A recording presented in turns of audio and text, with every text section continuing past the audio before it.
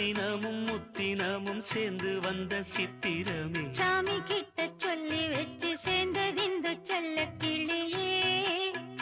இந்த பூமியுள்ள காலம் மட்டும் வாழும் இந்த அன்பு கதையே.